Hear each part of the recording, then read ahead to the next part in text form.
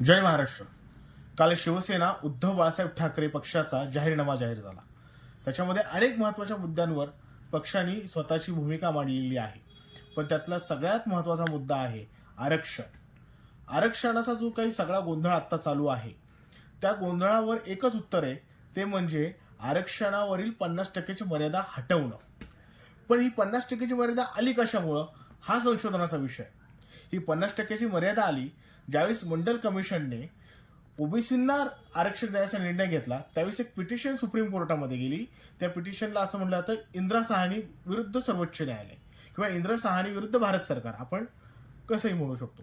तर त्या प्रकरणावर निकाल देताना सर्वोच्च न्यायालयाने आरक्षणावर 50%ची मर्यादा घातली. पण त्यासोबतच सर्वोच्च न्यायालय असंही म्हणतं की जर सरकारने इम्पेरिकल डाटा म्हणजे जातीनिहाय जनगणना करून ती जर सर्वोच्च न्यायालयासमोर मांडली तर 50% जी आरक्षणावर मर्यादा आलेली आहे ती मर्यादा आम्ही हटवू.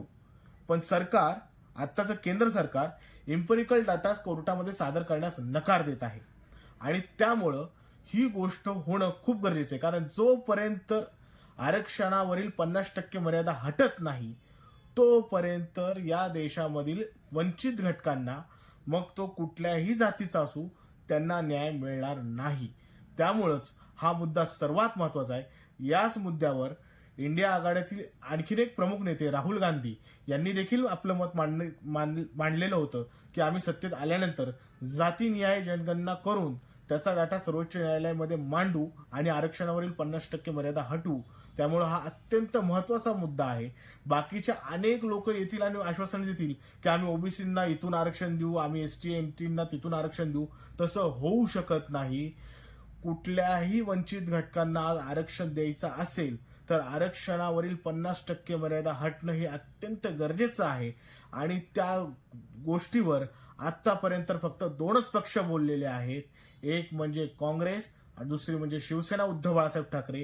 हे दोन्ही पक्ष इंडिया आघाडीत आहे आणि इंडिया आघाडीतील सर्व घटक पक्षांना हा मुद्दा मान्य आहे. त्यामुळे या देशातील सर्व मतदारांनी इंडिया आघाडीला बहुमत देऊन सत्तेत पाठवावं, जेणेकरून हा आरक्षणाचा तिढा कायमचा सुटला जाईल. एवढीच विनंती.